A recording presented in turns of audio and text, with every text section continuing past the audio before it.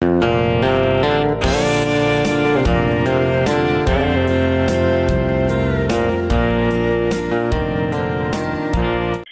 se kwa akal tura min tir na ka anna salutuka I katrong traya lalpa I ole setana opo ka thyar sang thiam lova min de tu le heng hi min sil tu hi nang mai pathian takini chuanin bible chang anem he na tur min pero katia bible thu kha min ron te a thu kha ka soya kapute fapa kanaute nu kanaute khan bible an han la an kewa lo dikle boxia chuan ti khan mang ang deuh I hey lo wanga kal ngam lo po ni chuang si lo khan I ka omani chukar khat or vel khamo ta chuanin pathian milian tak ni pathum te trong trai ti ra dai swal hi ka hlau lu tuka kan I chuan min trong trai tu te piang khan lalpana tir na mun che hi aman mo thak lu tuk kal thuai ro min lo ti ta chuanin I keima ngot khatwan thil ti theyani lowa keima mishing zilru ni to lovin khata tang to khatwan lalpan atharawin fin na in I min swai chan chhota mo wan keitu presbyterian ko shan kani lalpa I ke kaloi na ko shan po ni si lova I an pulpita tang pon thu hi ka soi thei don lova I chu wang chuanin hei hi min tir tak chuan a ko san chu nga mi speaker tur min pero katia kadil le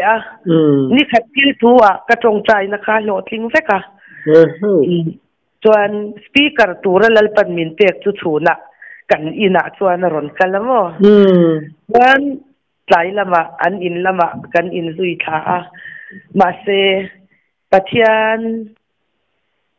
ache don hi chuan setana chen na save anu pui khan a phal lo mo hei ke me cha ka lo nia a om lut tu ka ni chu chuan chu ta chuan lalpan fin na khamin tele ta I ka tong trai le lalpa va phai mu na hi chuan in I rong vol do ni la mi zong chong in min sia atu man I min soi che don lova va phaya ni lo mi kwa min tir si mi pale me cha kanya annin min sheve si lova an khwa kan valu tanga kan thu soi pon ngai thadu do nim mi dang kan kalama mo kati le mo chuan atlaya la chuan an ko san upa te nu pa in an fa pa tlangwal fel deuh mai a ming po kan soi he nge ange ruat te chu atul chen pathian rong vol turin phal takin an ron tho chwaka chuan atu ka wangche panin kan kala alo tul khop mai amo bang chia Isu Krista ko san te kha biak in an local top in kom tur pom lovin chuan I kha kan soi thui de ulokanga Isu Krista ko san din mun tu kan sia ma na asen le wara in an phelti khamo kami bo rock kha chuan ni to lo ta khimi anma ni ko chak tui pui ralbi ko tlem te a khan mo ni ko shanti boy em tu te kha an oma I vaphai kwa ami te thau kha an lo nia ma se lalpan ke min lo tir dai chan te kha amaka chu vaphaya kum sia thomia lovin ka oma ni chu ni bo rock ka chau bak khatuma eng ma tan kin selo eng ma selo khamin tirta chuan ti khanin pathian in min tir ang chuan na kha kan va thok mol mola pathian ya ro pui ema I pathian I aro puya chuan I zozama thu soi tam tak thu soi sang atama ko san chung changa te I chumi ani awang chuan chulai te chu ron soi zau lok ka du'a en ko san po ni se lal Isu Krista thi sen ti ko san hi pathian ni na hum halani ti hi ka soi do i atakin min dai tir ta tamo chuan chuta chuan in na sa takin i dal pathian na thok in na thoka chuan wangchea kan kalti an hriat khan chung ho chuan in at min ron zui ngala wangchea chuan min ron lu til ngala keini pathum chau kan nia ni som rol vel khan nia mo kan zam khop mai i tinga ina ka kan shelowa chuan kanau ka thian te chuan engtin nge kan ti don min tia ka shebi lo ho u bible sia rang ula chong chai to pangu kha ka ti riwata chuan ka tia bible kan han sia tur kha ke ma bok chu i tharau suaya om khan bethel lam panin ram kap katan le tan te ya min ron zuya kanau te chuan in kan bethel ho tai la ba te chuan in i kan speaker ber chuan enge patlal panasya tir te khamin tia mo oi ka tin se box sia mo zol nei ka di lo hi khakatia chuanin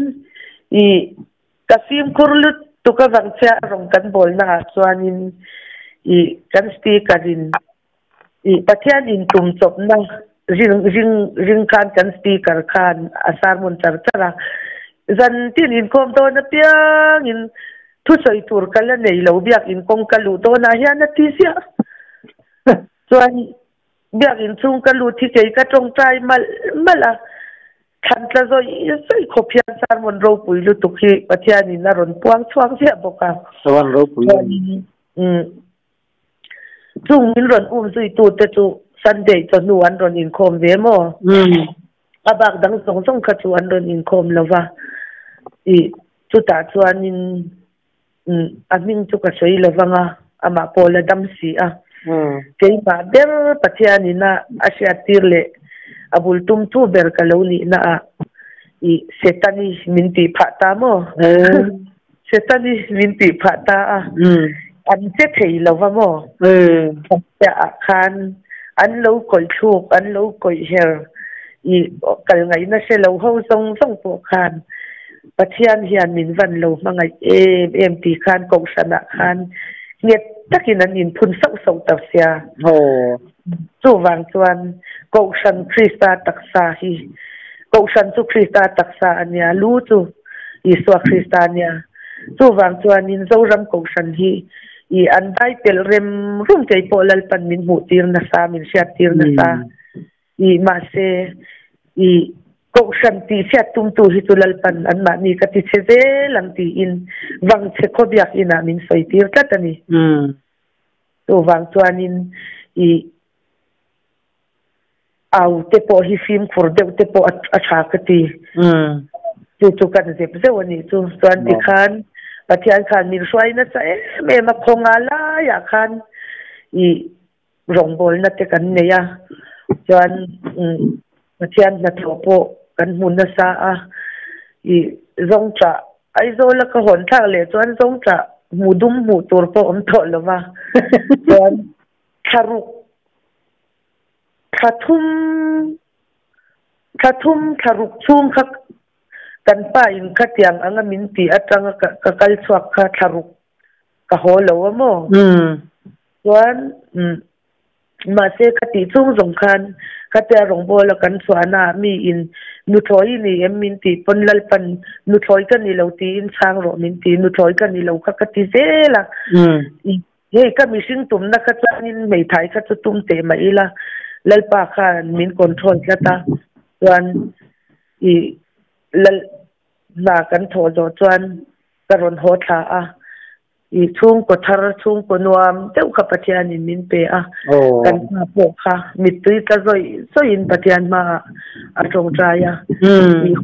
enge mo chen kha chu i lim takin biak in kong te kan zo ho chho ta a khatiang ang te kha ka chan chin te nia a mak khopa chuan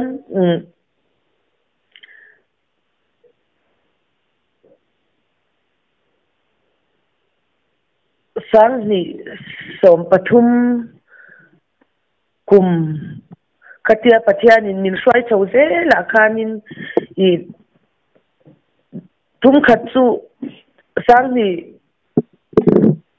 ni som pakhat ka soi swal sang ni som pakhat kuma khanin so me zwar bukin ka chuak le amo I hello có rất hay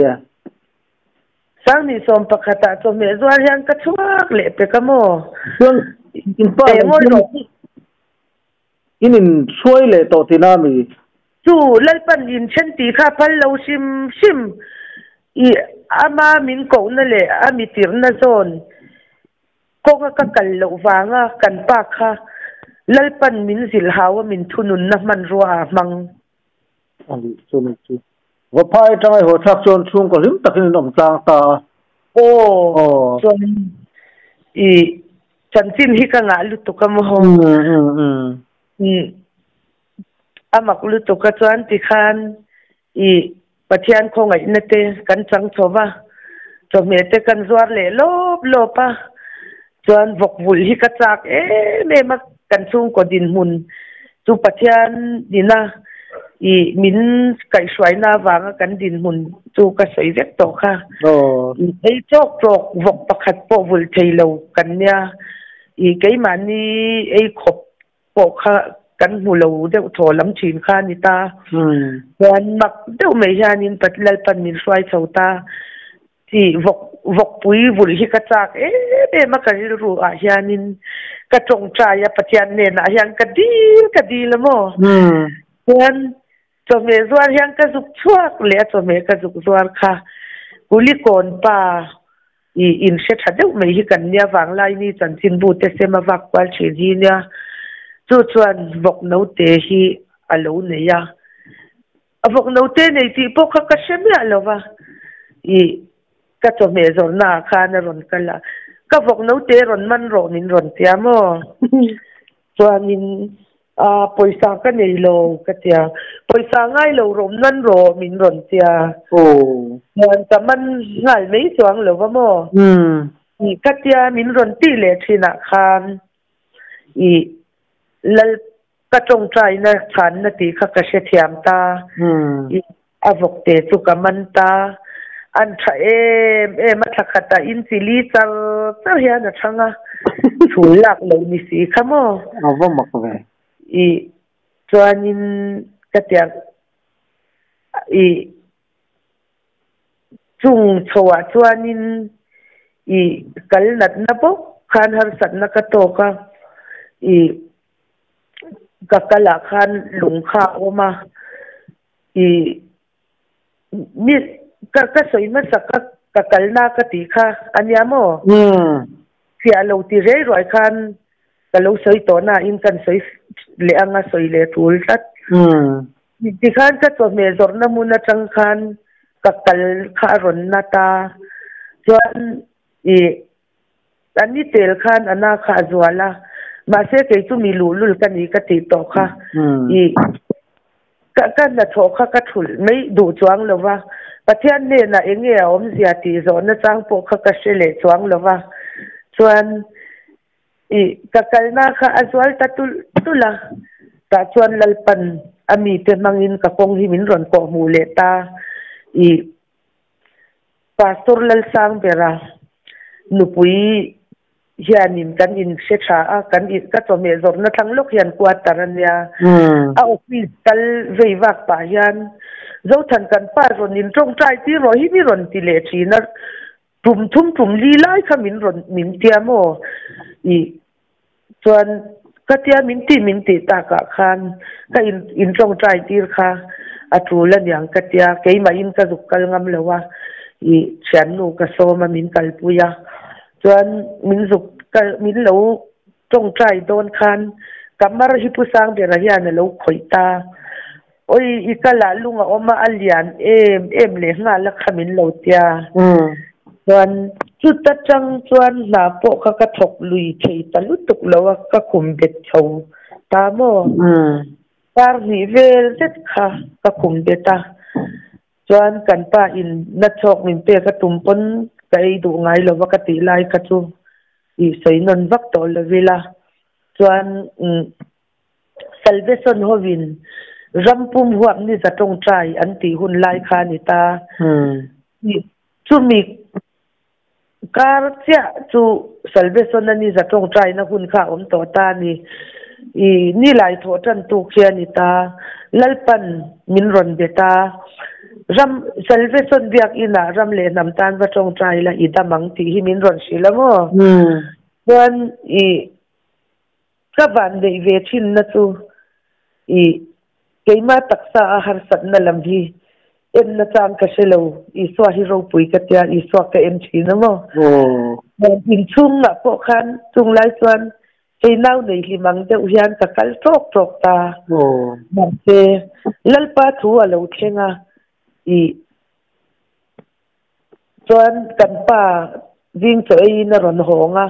chung lai chuan kan pa hian teksia khalamo kan pa ne na chuan pathian tu lo thleng chu ka sila kalla ni me yalom hi min ti le ringo tamo chuan amak lutuk a taxi pon min phur du mi alo a service le tur khan min kal san dei chuan in kan ina tang chuan ka chuak ta salvation temple kal tur chuan kakal tok ka ma se pathian ki acha ko pa kakal thu ya ka chak del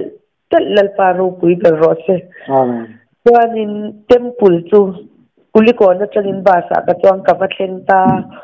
chuan mun chiang lim tong trai na tu ran ser sana hian voi ni ka lu ta ka tong trai ya chuan ka tong trai zo kha hon le mei kha ka tuma ama kal har salutuk ang po lutuk po kha kan to lo kanat na khalalpan min lo chok chen to mo chuan temple kong biak in kong kha ka pen chuak tur tak chi ka kele lam min po na rap to ka taksa hi ei min ron tuai vir nok la chu tiang ang chuan a om ka taksa hi aron in tran popa papakhat thu tlen se thu hi keima thu ni lo chu mo ni mo se pian la ngai tha tu te pon ka taksa kha control in ka omani chu ta ku jung chal le ko hian papakhat thu tlenga thu hi hey nang kha min ron tong trai ro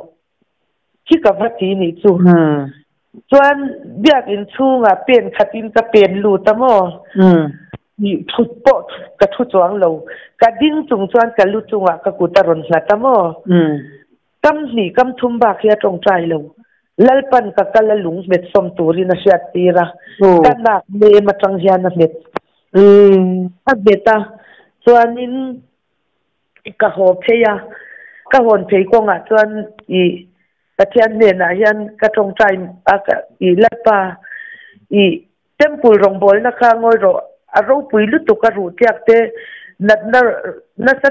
tak te kha andam tamani chu khami tu na khan no doctor ne na te po mitam takin an fin sia pathian ti dam na kha chu alo chiang thina kha ka ti ve kha ka chak lu tu ka ni chu ka jil ru te khan ka kal lung chu asom tak khangem lalpa mi te pon doctor te ne na te an va fin sia kavan se ve tak sikati ani to hon jei pa chuan kulikon ba stan na tanga tu temple tanga ka chuak tu na pakhat ma kha ka nei to lo tok ta daktar khan ka le tani chu chuan kulikon ka thenga bas atanga tia ka chuak ka tum that tia hi lalpan doctor pastor lal sang bera ne na kal ro min ronti chuan kei po chu pusang ver te in pan chang ka chuk nu ni min lo thi renga varanda an in pon a kha na oma ka chuk po chu min su renga mo wan an in ka du kheng chu ama ang bokin kamar kha alo khoi le wanga a chong to mi alo mo wan asia adam doi asia kha ala kanak ne ma hian asiak chuan azu ta mo ege mote na zu nu khan zo than ikala lung kha om to mya lo ron ti wan ro pui em ya ani le bo loko tempula nang khamin tong trai ro ti chu tu mi lo zo chuan tunga ming ti te ama kha izot chiang em zot lo ka kaltup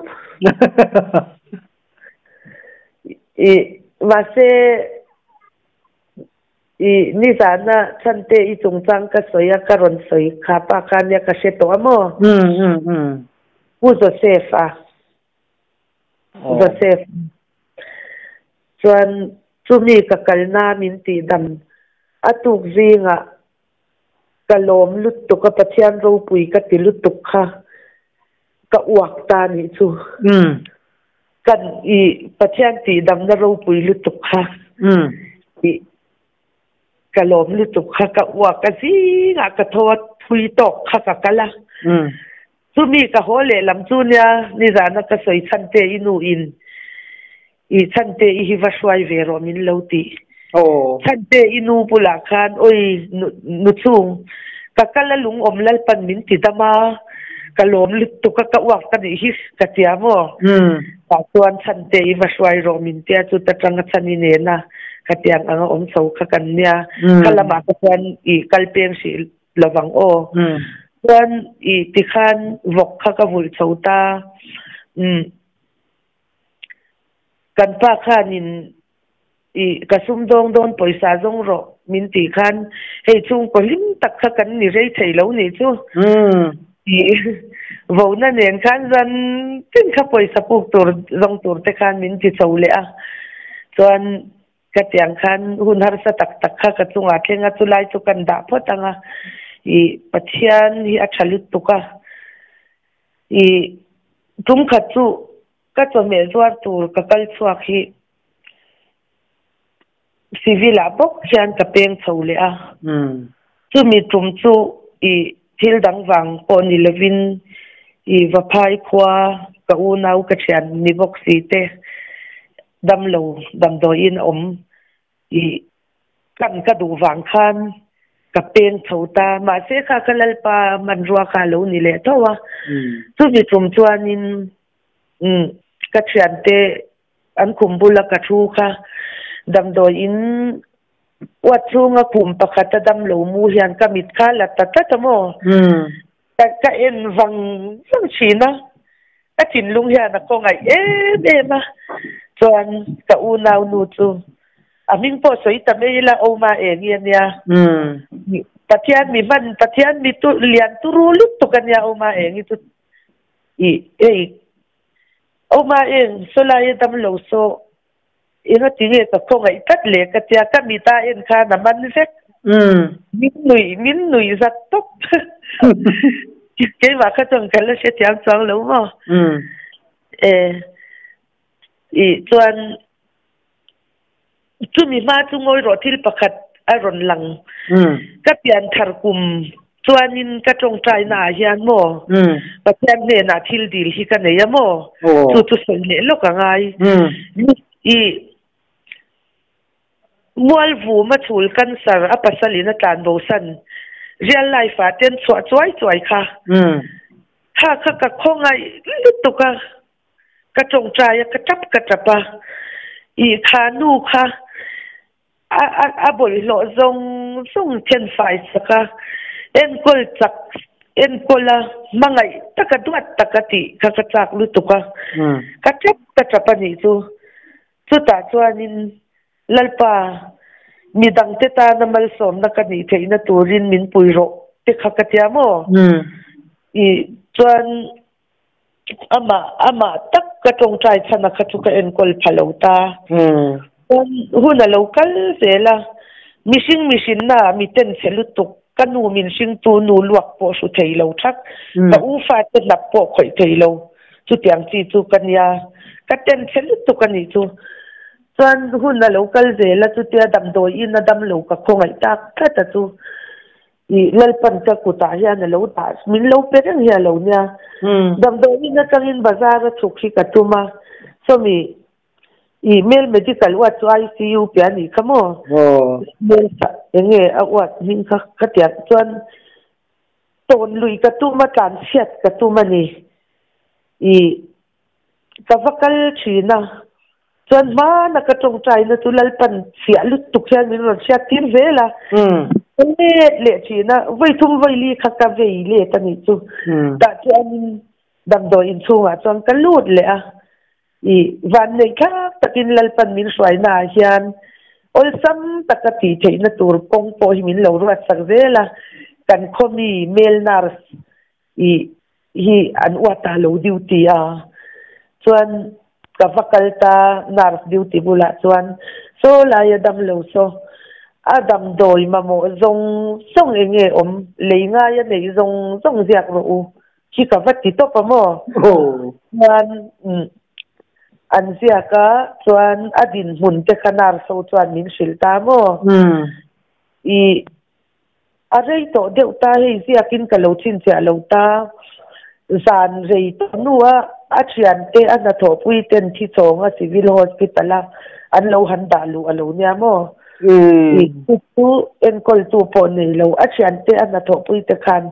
an dalu bak ka voi khat man lo ngai to chun jom to lo mo ai sol mi lo mo ai sol mi ni lo mo chuan handyman ania hei truck lian ang chi a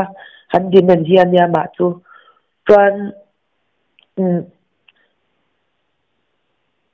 adam doi le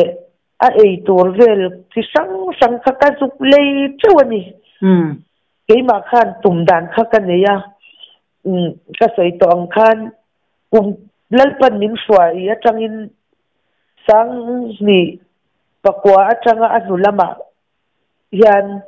kum khata arei pera thlathum ba khiti sana hi ka thok thona hun hi min hon sak ngai lo mo nang hi ka thok thei khat sia chung pom mo na hi lo na asang ve chin sia chuan ti I adena chuan thu ka cha ta ka phone number ka zia saka ka pe a so la ya mi te so ka unau te anya mamo I nei chuan min ron phone tir la ka ron le se langa ti khan thu kha ka nut sia ta ngai om pui chot le ka tiang ang tur ang khan ka ngai lo poisa ka tho chu kha ngai to khan ka se sia mo chuan chung bo ruak lai tak chu kan pa fel ve lai kha lo ni le ta ni amak te me nia thili mo chuan ti khanin atu ka lo nia bazar to me kan tur ba ka kal chu to me khar lam kong kha ka zo thei ta nia lova chu ka nau dam lo lal pan nau min pe chu ka mangai ngoi ta ringot ne ya ni kanin buai pui chota chuan adin mun chu fasha van lai ta hi an lo om tak takani ti chu ta tang chuan ka sheve chia in an soi hian thil thei ani do ni mi sin ko vela peng chuak ve chu tiang om thei do ni mi ka ti chin ma pe alo om thei ani chuan ti khan ama sumo khoi khu chuak sum nga ni I mo kho chuan na mu mal ama in soi tur shelo now pang te ani changkhan anu le pan ngai sak lovin I bai sabi lama kwan an nut sia de topa heng chak lian khal driver vel ho kara atal sei lian aha ni chu chuan I khan ka en kol chot kha alo chulta kan in boy pui ta chota chuan anat dan din mun chu tiang hian ya I bu fa yan puran lo ho lam phun chonga kwan I motor tu ye so na sal tu ka kan dinga tia chuan a driver din motora tui thun ro min ti ati chuan an ma chi a khan an ma ni hei atrak nei tu te po ka mi pakhat se kan nya mo ho sa de me yan nya tak nei tu te chu I chuan ama a bu fai pur tho kha dinga chutia I motor ma a honga alon sanga atui thun chu tak ama ami aron tola tak le tak chuan a til beta motor tui so chuan ama khan na sa takina phua akong vel kha ati lei thei lo mo chuan atak saking phel a zei lampang hi na sa takina kanga patiang kha ania chu lalpan min va mu tir ni pon akang kai ana sadwang lai tak atui luam mo I chuan katia achan chinte narsen min han silak kan han min sil chian khan an en kol na treatment kallai I chen khat te po kha mai ven tu nei to si lo poisa si lo wa an lo ti tok sak vek kha lo nya mo ma se chu song chu I chu ka zuk leile ta chuan amak hikatilut to ka pathian rem ruat dan hi ni thum vel bak katiang kan dam do ina kan in boy pui lova katiang takadam lo na ma ni po alakal le thei si lo kha doctor khan in dam do ina changina chhuatin tatlat nei ni pok tu chua na kha pe tatlat ne ya chuan ka kan ina ka swai honga ka fapa angin manga takin ke en kol thauta ikhan kan hon ni chuan mi min lo mu tu te khan I motor atanga min ron mu kan ding zop ka min ron mu tu nu pakhat hianin aka nga noi tur ar thau hi min ron te amo chuan atu ka racing turin damdo ina taxi kai ara ka vaswaya aba khachu katin don lawa wangin I nurse ne na kadila in racing na bula min om tir vete u ko ngai takin katia omro min tia uluk deu khan an ti dan kha ka enamo ni kei man ti ka tu ma wang khan an man huwa kha ka en boka NS khan fai takin an sila dam doi khan noi khan ni nei ta ni bak tu ka swai to lo chu mi racing tu ra kan va kal ni tu Sunday hian ni le pe ka mo I pathian hian swal hi a hole ani ti te hi kathil to na chang hian I ka shefia thin dam doi ina changa I theilowa kan in kwa tha hi traffic officer an so dap I bus kan ten thuam lai mo dam doi ten so na lai so ta kan in kwa tha so traffic officer chuan kan in to ka min din tila enga tinge min tiamo chu tiang kha tiang chuan to swala to ka khakatia chuan dir chu takhan min zota adin hun dik tak soilo kha thei talowa kan soita a traffic officer chu thinarim me man officer min swai theyamo chuan a motor nei tu te chunga khan akson latur khan min tita chuan I ti dan tur zong khamin ko hua I chuanin kanau kha katiang anga om reng thei ani lo wang khan tlang no ma kan ina ka va da le phota tlang no ma changin ka tlan le achal tanga ruat felanu pi wan ram chuang I ne na ngoi ro ka sei ka khala ni lo motor nei tu te ina I office ka nut sia phatamo katin kharim lutuka mani mishing puite mangai na nei mi alo mani lo fa te thi turan nut sia kha eng mi po ni se ka ma chon don ti khan zon chua sim kha ka tu mani tu chuan ka zong chua ka pu zoram thanga te chen om lok son lo nia an ho salut tu ka ti sadan zona chuan an in ka khenga I an pong an lo in khom an lo in pala an in khom bang hi ka lo fa ka choma in khom bang mo min lo ngai sak thadu nya lo wa kei po kha khatam an miti dan na zir khan I police station kalut lawang ti ril ru khakapu a min lo don son dana kalom lo wangin police station a I FIR thelu khakadu ta chuan kanau chu ina kavada tawang wanga traffic office atangin kavan swai chwaka tlang nuama tlai atlai atnulam atlai lam to chuan chal tlang panhian ka tlan theile a tiwan ram chuangi te ina kavakal le ani zo ke tiwan ram chuangi pon alo ngai serious lutuka kapi chunga po kalom lutuka ni a motorin min pura azana zanin vai vakon police station a FIR kan luk the luta police te pon an lo ngai serious I pi van ram chuang I ro pui ya te kha chu mi thu man chuan ka mit nge in ka mu ka lo ngai tan thin ka tan em anya ma ai na sai ka tan ni tu angai tan ni ka tilu to ka police station kan chen chu officer ho in an salute try me anya chuan ti khan I kapi in kan san tin kha asoya an ngai poi mo police chuan ti hian min tia kapi poisa engzat nge choi ti ri du min tia poisa choi tir ka du lo katia I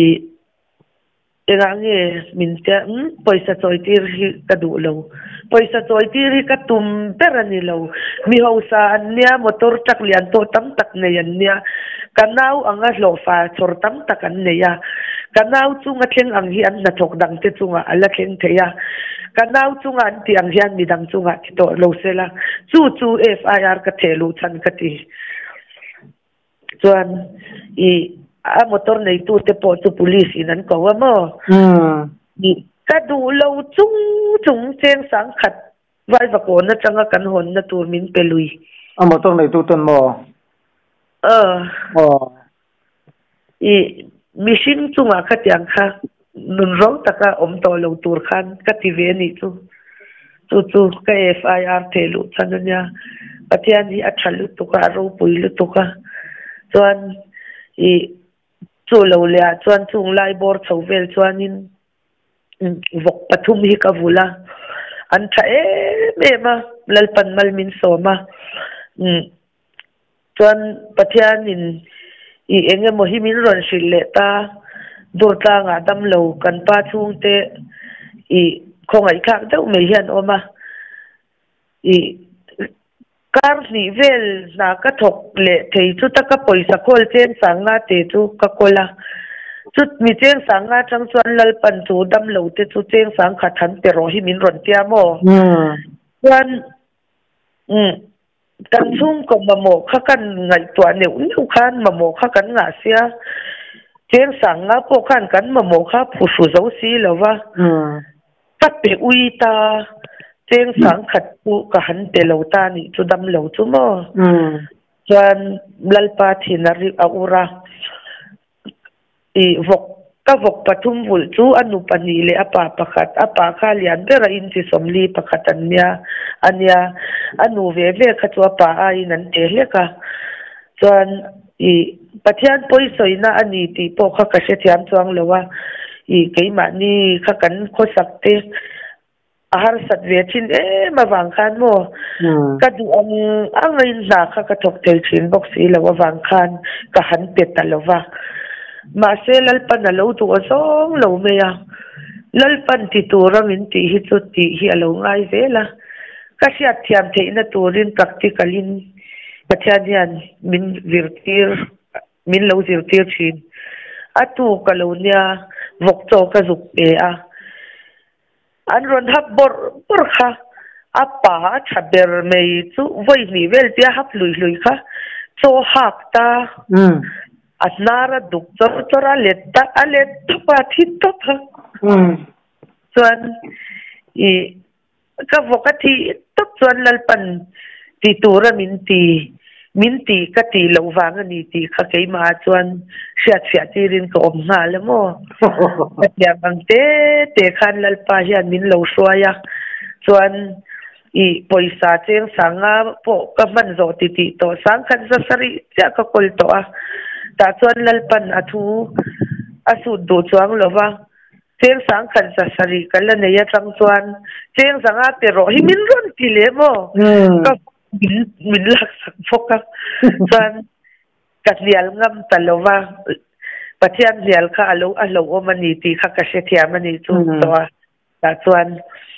I kan han phone kan pa chung ten ni wang khan I kaldan te kan ka boy lo na tur khan kan phone lo ka dam doi in atangin kan chwa ka hei ina vai va kona 7 day ka nga kan ome antia 7 day kang lam pan chuang ka chuk thata vai va kon bazar tang khan lal pan min ti a le than ta I mi ang lo ya lal o lal pan min ngai dang se lal pa vok bi khian trong thei lo hian in ate ang to hian aksonin pathian thua lo soya hian lal pan a in ei puan na tur cheng za pero min tia cheng za kha kan pe chen phatamo wan kha ka vei va na man thul tur kha tu hisab thia bang ha sari kha ka paisa ne yani ta chuan 7 day ka nga chuan taxi in ka chawa i chuan ka vaka na te ka pu te chuan in pastor lal sang bera tong trai na don kha an lo cha ka i an local thei si lo wa swai tu khan nei si lo mo chuan ka zuk kheng ka an lo lom lu chu ka pathian in a ron tir te ni min lo tia pathian in din tir reng boka an ma ni pon an lo sia ni chu chuan pastor lal sang de rakha kuli ko na tanga vai va kon biala a in son tha kha ni ta I kuli ko na tangina in son nu a in son ta mo ni chu min in ton tir le ni chu pathian in chuan pastor lal sang berate ina chuan kapu te nu pa chu kazuk ka kalpui ta chuan pu sang berakha maklu tukhian lalpa in alo khoyamo mi thi vui tura kalatum a in chei a in siam vekto ina tanga chwa mei atum kha apuma lo na vaka lo chwak chei lo mo an in kazuk dak lol khazo than nang vang ani mo himin lo tia mo apum lo na ka ina ka kaldon wang khan min lalpan min lo dan sakani chu pum na mangin hanin I kaputen an dei sei na tong chai sak na po kha lo tong chai sak thei lawa agun kha chep to ni chu mi thi vui tur kha di bokya I nakina kalau tong chai sak nge yang se u tia tong chai sak lo chuan kan ho chole ta 7 day ta nga ta chuan in kan khen nu chuan I mak tu mein lal pan pe ma kha ka pu te tan chuan min tong chai tir ta nek me ya tan min swai dan thi a ro pui ka thi china I kan du to don to he eng tin nge nang malama ka soi to chang te in min zo bel du te ne yen an zo du chu kan ne ya ne china mi ina wa kha ame chan chin kha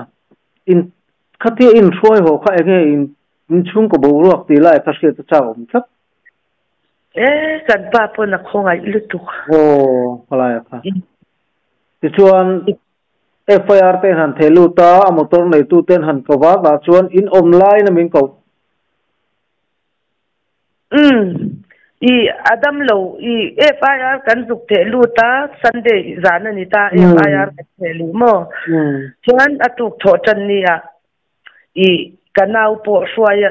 ka tiang kal keima kha kal le turin min tia chuan a motor nei tu ten ko bok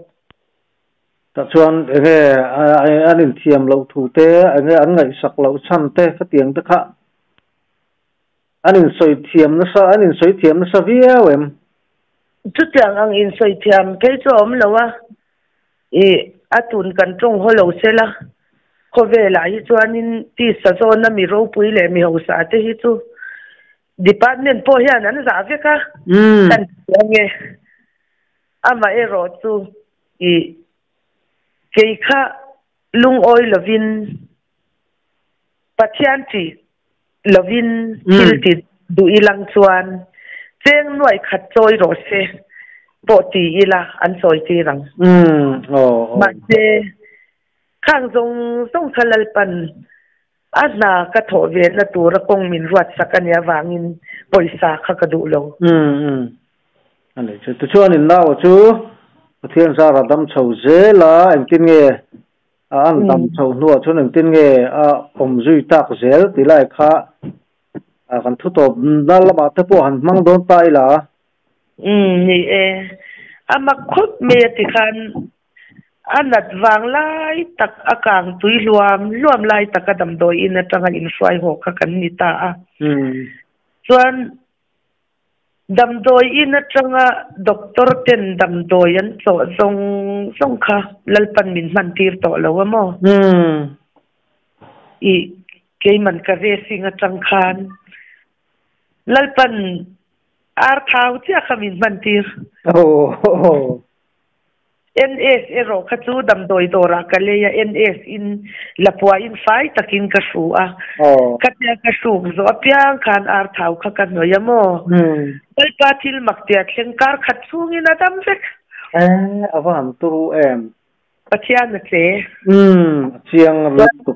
i ei akonga tak khan a chilta khi lir te khan eta mo dong dong po khalal panati tama yan an rondam kha i pathian hi chuan ro pui khopa ke zo thani hi chuan tu ma hi ka mangai zo lova i ama krista mangai na zo kin kha kanau khap i chuan lo mangai ma wang khan min mangai tir ve a i lalpan min chiat piang ve khop me ma kal sang khan mo ni ten chelutuk i tun tu in lo ngai ho lo sela so ilaya kung puya kung kalin napnit kan ron ompo a waka khamhal zel si hi kanya kanau ka tikhan hei ise thia manga andam kor chau andam than chau po kha handimen te tu an fai lawang ti khai sianga tui kaluma kan bual tak tak mai tu mo ui ve takani ni lu to ka cái thìn lung rong khan cả mga ya tên naka lo lấy nat nakhan ka khat to pa dan ti hian i kat kan ti a kan ke ni pon i ti hian kan fa pa inia pathian min te kinia i kan thu po oi la i chung kwa nei lo ang po in ngai to lo la nu le pa i nei to ani ti siala i pathian zara i damanga i tho thei to ki thokanga i chu tiang chuan pathian thruai na in kan hun te kan mang cho zelanga pathian in seom takina da reng lawang che ti te ka silamo ba se i mishing hi tu mishing kan lo ni a patiang anga te kanga nu le pa en kol na thu thazir tir na po dong ngai lem lo kha chu chung kwa a te po kha ata na lo se omani ma na i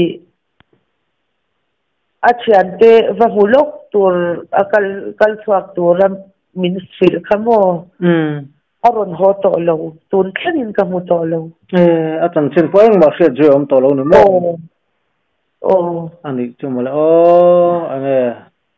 thi nge dam te te po nang ma di pon in ril ruaron lan chua sok chang te po om veng chua